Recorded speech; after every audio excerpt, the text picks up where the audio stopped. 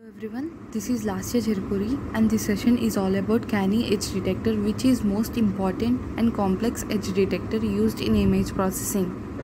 Now we will see what is Canny edge detector. The Canny edge detector is an edge detector detection operator that uses multi-stage algorithm to detect a wide range of edges in the images. The probability of detecting real edge points should be maximized, while the probability of falsely detecting non-edge points should be minimized. This corresponds to maximizing the signal and signal to noise ratio. Detected edges should be very close to real edges. There will be minimum gap between real edge and detected edge. One real edge should not result in more than one detected edge. This algorithm mainly consists of 4 steps: smoothing, finding gradients, non-maximum suppression, and hysteresis thresholding. One is converting color image to grayscale image. Let us take a sample image and convert this color image into grayscale. Here is the output after conversion. Now step 2 is applying the Gaussian blur. It is an operator which helps in removing the noise in the image. This noise removed image shall enable further processing to be smooth and flawless. The sigma value has to be set approximately for best results. Coming to the gradients, Sobel filter is used in this process. Let's understand what an edge is all about.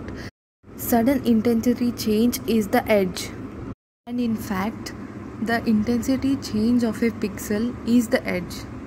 Now the Sobel operator has to apply over the image.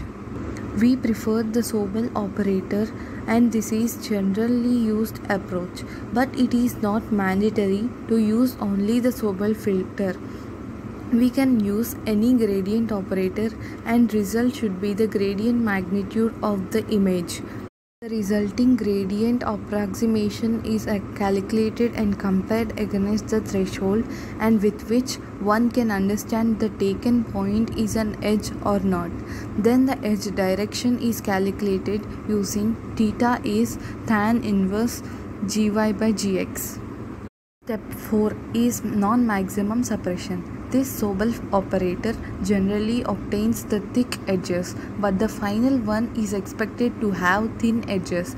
Hence the process non-maximum suppression enables us to derive thin edges from thicker one. Through the following steps, we have edge direction already available with us. The subsequent step is to relate the identified edge direction to a direction that can be sketched in the image. The edge directions are all determined and the non-maximum suppression is to be applied.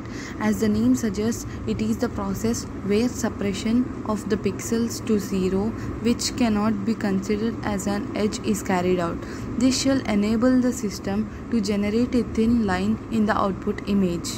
Next step is thresholding. As one could see from the previous stage results, non-maximum thresholding has not provided us excellent results. There is still some noise. The image even raises a threat in mind that some of the edges shown may not really be so and some edges could be missing in the process. For this, the solution is thresholding. We need to go with double thresholding, and this process we have to set 2 thresholds, high and low. Pixels above the threshold high are very strong edges and below the threshold low are not at all edges. The pixels in between may not be the edges, they are referred to as weak edges. Edge tracking. We can call the weak edges connected to strong edges as strong or actual edges and retain them. Weak edges which are not connected to the strong edges are removed. The final cleansing. All the remaining weak edges can be removed and that's it. The process is complete. You can find the final output image here. Thank you.